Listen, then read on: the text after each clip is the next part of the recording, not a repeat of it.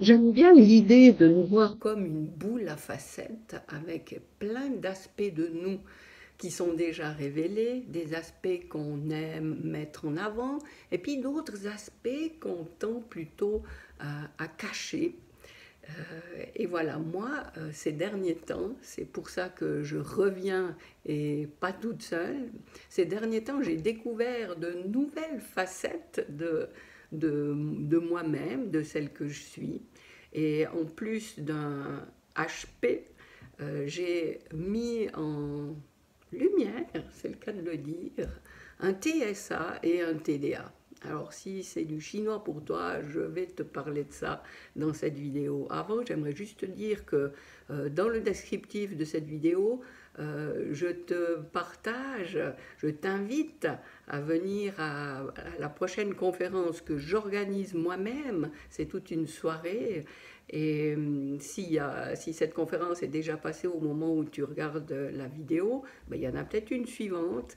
Et autrement, il y a la conférence en ligne que j'ai tournée qui est toujours disponible. Alors voilà, qu'est-ce que ça veut dire que je reviens avec des nouvelles facettes de moi? Ça fait presque 6 mois que j'ai pas fait de vidéo ici parce que j'ai pris du temps pour enquêter sur moi-même. Hein. C'est pas pour rien que je me dis enquêtologue connecté. J'ai toujours dit la vie pour moi, c'est mener l'enquête sur qui l'on est pour aller à la découverte de soi, en acceptant de plus en plus de facettes de qui l'on est et en s'acceptant de plus en plus soi-même, on accepte par par le même phénomène au même instant beaucoup plus les autres. Donc c'est quand même un truc assez sympa. Alors, dans ce moment où j'ai fait des recherches sur moi-même, j'ai été diagnostiquée TSA et TDA. TSA, ça veut dire trouble du spectre autistique, et TDA, ça veut dire trouble du déficit de l'attention. On dit même TDAH, trouble du déficit de l'attention avec ou sans hyperactivité. Chez moi, c'est sans hyperactivité. Et ces facettes s'ajoutent à celles que je connaissais depuis un peu plus longtemps, qui est celle du haut potentiel. Et puis, ben voilà, ces diagnostics posés, qu'est-ce que j'en ai fait? Dans un premier temps, je me suis dit, ben mince, euh, quel dommage, quel gaspillage, parce que j'ai eu cette impression qui est vite passée d'ailleurs, mais que c'est comme si j'avais consacré beaucoup d'énergie dans ma vie de ce côté au potentiel. J'ai puisé beaucoup là-dedans en fait pour venir corriger, pour venir masquer, pour venir camoufler, compenser ces aspects de moi que je jugeais comme des défauts, comme des insuffisances, comme des choses que j'avais à améliorer. Et puis assez rapidement, ces diagnostics posés eh bien, ont été vraiment pour moi une libération. Parce que je me suis dit, ah oui, ben voilà, euh, c'est pas justement un défaut que j'ai, mais c'est simplement que je suis comme ça. C'est peut-être pas le cas de tout le monde, c'est peut-être une particularité, mais il se trouve que je suis comme ça. Et ça m'a permis juste d'accueillir ça dans ma vie et puis de me dire, ben voilà, ça y est, tu peux arrêter de faire semblant, tu peux arrêter de vouloir cacher des choses qu'il faut absolument que les autres ne voient pas. Et tu peux même aussi te poser puis dire, ben non, il n'y a pas besoin de faire semblant d'être quelqu'un d'autre. C'est comme ça que je suis. Je ne vais pas m'épuiser jusqu'à la fin de mes jours à vouloir tenter de ressembler à quelqu'un que je ne suis pas, non d'une pipe. Donc voilà, en fait, ces diagnostics qui peuvent, oui, bien sûr, j'étais en contact avec une psychologue avec qui j'ai fait toute cette démarche diagnostique. Après avoir trouvé énormément d'informations à droite à gauche quand je suis intéressée par quelque chose, je vais trouver tout ce qui répond à ma curiosité. Euh, euh, Qu'est-ce que je disais? Oui, cette psychologue me disait qu'il y avait des gens qui avaient de la peine à accepter ce diagnostic. Alors, c'est peut-être dû à mon âge. J'ai 61 ans. Euh, j'ai quand même vécu une bonne partie de ma vie et je me dis que tout ce qui me permet de me connaître mieux est salutaire. Et justement, il y a des choses que j'accepte beaucoup plus volontiers. Et ça éclaire tellement de choses de ma vie. Ça, ça m'aide à comprendre tellement de comportements, tellement de réactions que j'ai, tellement de moments où je me sentais à côté de mes pompes ou en tout cas à côté des autres. Et, et je me sentais mise à part. Euh, Enfin, voilà, c'était une grande libération, ça me permet de comprendre beaucoup de choses. Et encore une fois, maintenant, il est temps. Et mon message ça a toujours été, ose être qui tu es, ose vivre la vie qui te correspond et non pas celle qui convient aux autres. Donc, j'avais déjà ce besoin en moi, mais de pouvoir placer cette étiquette, j'aime pas ce terme, mais je ne sais pas si tu as remarqué, le trouble du spectre autistique, je ne dis pas je suis autiste, je dis j'ai un TSA. Parce que oui, j'ai plein de choses en moi et j'ai aussi ça, mais ça ne me condamne pas à quoi que ce soit. Ça me permet juste de comprendre. Si je reprends le TDA et le TSA en deux mots, parce qu'il y a différents, ça s'appelle le TSA, trouble du spectre autistique. Ça veut dire que c'est plus ou moins intense selon les personnes. Moi, j'ai un stade 1. Mais en gros, qu'est-ce que ça implique? Ça implique que dans mon lien avec les autres, dans ma relation avec les autres, il y a des choses qui sont ressourçantes pour la plupart des gens, alors que pour moi, elles m'épuisent. Et avec justement, après avoir posé ça, j'observe tout ce que j'ai vécu dans la vie, j'observe des situations où je comprenais rien, puis je me disais mais comment font les gens? Et ça me permet de comprendre. Par exemple, quand je suis en dialogue avec une personne, c'est génial. Je peux échanger, je peux aller à fond dans le truc, on peut aller en profondeur, on peut aller en authenticité, parce que c'est comme s'il y avait un mimétisme, une connivence qui s'installe. Alors que si je suis euh, avec plusieurs personnes, c'est beaucoup plus compliqué pour moi, parce que avec chacune de ces personnes, je serais différente. Et je pourrais avoir un lien sincère, authentique et profond avec chacune de ces personnes. Mais vu qu'elles sont toutes là en même temps, je suis un peu perdue et je ne sais plus qui être en face de cette personne. Non pas que je me travestisse face à ces personnes, mais il y a quelque chose qui me dirige à mettre en surface plus facilement quelque chose avec une personne et ce sera autre chose avec une autre personne. Alors voilà, tout ça crée de la confusion en moi et m'épuise à être avec plusieurs personnes. Alors maintenant, il ne faut pas croire non plus que dès que je suis en présence de plusieurs personnes, c'est la fin du monde et je suis épuisée. Non, mais c'est moins naturel, ça sollicite en moi beaucoup plus de ressources et après oui j'ai besoin de temps de me retrouver toute seule pour laisser poser tout ça et retrouver de l'énergie, des ressources en moi.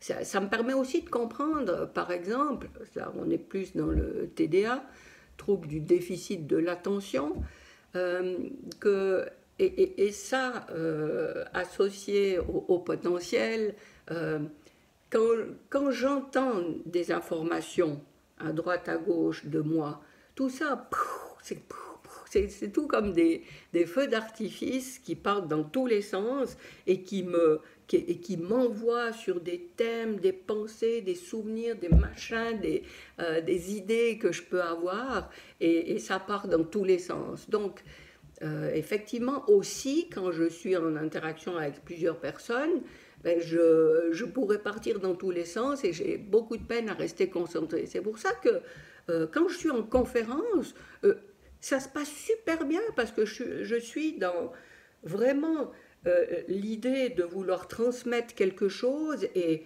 je donne, ça sort de moi, je peux me connecter, je peux livrer ça de manière fluide. Par contre, j'aime bien que on réserve les questions ou les réfutations, peu importe quoi, pour la fin. Parce que si je suis coupée un petit peu dans cette fluidité qui est la mienne, euh, bien sûr, je peux quand même faire l'effort de rester vraiment concentré sur mon fil, mais ça va me faire repartir sur d'autres choses, rebondir sur des trucs qui sont plus vraiment le sujet de ce que j'étais venu livrer là. Alors voilà, tout ça pour dire que ce soit le trouble de l'attention, bah oui, quand je suis dans un lieu public, je suis au restaurant et puis que j'entends à la table la conversation de la table à droite et de l'autre côté, et puis qu'il y a de la musique, c'est vrai que ça peut vite être pénible pour moi parce que j'entends tout ça, je ne peux pas faire abstraction de ça. Voilà. Le trouble du déficit de l'attention, pour moi, ça se... Ben aussi, quand je suis en train de travailler dans un projet et puis que je suis interrompue, euh, c'est terrible parce que j'étais complètement dans mon truc et de manière générale, hein, tout le monde, sans TDA, qui est interrompu dans une tâche, on est à des chiffres, on dit, je ne sais plus si c'est 20 ou 30 minutes, le besoin de la personne pour qu'elle se remette vraiment dans l'état de concentration qui était le sien avant l'interruption. Voilà. Alors, avec un TDA, oui, forcément que l'interruption, la distraction, paf, me fait générer tout un faisceau d'autres informations, et bien c'est probablement encore plus difficile de revenir. Voilà, donc vraiment ce que j'ai envie de te dire, c'est ça, en quoi ça impacte ma vie, mais jusqu'à maintenant j'ai vécu avec ça, mais ce qui change essentiellement, c'est que je cherchais à le masquer et maintenant je ferai peut-être plus forcément ça. Je m'autoriserai beaucoup plus à dire clairement les choses quand ça me pose problème, à faire d'autant plus les choses à la manière qui me convienne, parce que sinon c'est pénible, c'est lourd, et puis on n'est pas là pour ça. Et c'est vrai que, allez, je ne peux pas m'empêcher de faire ça parce que j'y ai pensé, mais je ne sais pas si tu connais la chanson On s'en bat les couilles, on s'en bat les couilles. Ben ouais, j'ai envie de dire ça parce que, mince, j'ai 61 ans, et puis c'est fini de faire semblant et de faire comme si, et de cacher, et de croire que non, j'ai envie vraiment d'oser m'affirmer, de faire les choses comme je veux. Et puis il n'y a pas de raison que je sache moins bien les faire que d'autres. Et si chacun fait les choses comme il se sent bien de les faire, si chacun dit les choses comme il se sent bien de les dire, ben, tout ira mieux dans tous les domaines. Et en plus, si on s'autorise à faire ça par rapport à soi, évidemment qu'on s'autorise enfin, on s'autorise. Naturellement, on va accepter que les autres le fassent. Et si on s'autorise à le faire, ça veut pas du tout dire qu'on va imposer quoi que ce soit aux autres. On va juste transmettre. Et puis l'autre va me transmettre aussi à sa manière ce qu'il a envie de transmettre. Et je vais l'accepter.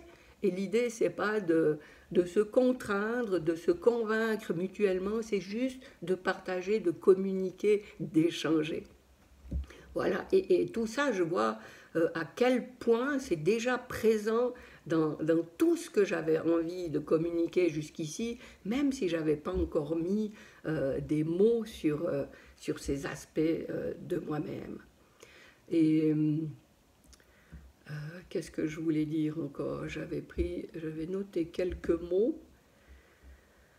Oui, tout ce que j'ai fait jusqu'à maintenant, je me rends compte à quel point ce besoin que j'avais, c'était dans le besoin de simplifier les choses. Je trouve qu'il y a tellement de choses qui sont compliquées, et puis si on prend un processus, plus il est compliqué, plus bon, pour moi il renvoie à de la complexité. Alors que si j'arrive à mettre en place un processus, un système, une chaîne qui allège le truc, qui simplifie les choses, mais waouh, c'est génial. Et j'ai eu, depuis que j'ai lancé mon activité, ça c'est une préoccupation permanente de simplifier les choses. Parce que justement, quand on est avec le haut potentiel, le trouble de l'attention, les complexités liées au TSA, des liens avec les autres, ben, tout ça c'est hyper complexe. Puis quand on arrive à poser ça, à simplifier, puis pouf, ça se fait dans beaucoup plus de légèreté. Et bien voilà, ceci étant posé, ça va me permettre d'aller encore plus à fond là-dedans, et puis de me libérer de tout ce qu'ici, même si je le disais, même si j'en avais le besoin, c'était pas évident de lâcher tout ce qui nous contraint, tout ce qui nous pousse à dire ça c'est bien, ça c'est pas bien, il faut faire ceci, hein. Combien de fois on dit mais il faut bien que je fasse comme ça, c'est comme ça que ça se fait. Ben non, tu fais comme tu veux, et voilà. Et si ça pouvait t'inciter, même s'il n'y a pas de diagnostic posé comme je l'ai fait, c'est pas ce que je suis en train de dire d'aller forcément faire cette démarche, mais même si c'est pas posé comme ça officiellement, on sent les choses, on sent qu'on a envie de faire les choses d'une certaine manière. Eh bien, autorise-toi à le faire, lâche-toi, et puis les autres font autrement. Ben ok, tant mieux, ça dès qu'ils ont envie de faire comme ça. Ben, eh bien, si chacun le fait comme il le sent que c'est juste pour lui, ben, tout ira beaucoup mieux.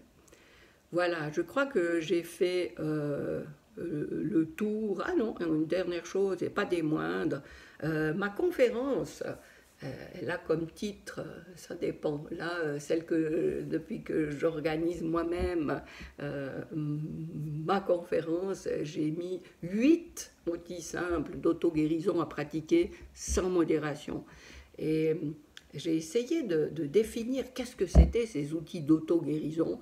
Puis en fait, ça revient, je pense, à ça. C'est des outils qui nous permettent de nous libérer de toutes ces contraintes qui nous sont infligées par l'extérieur. En fait, qu'on permet à l'extérieur de nous peser.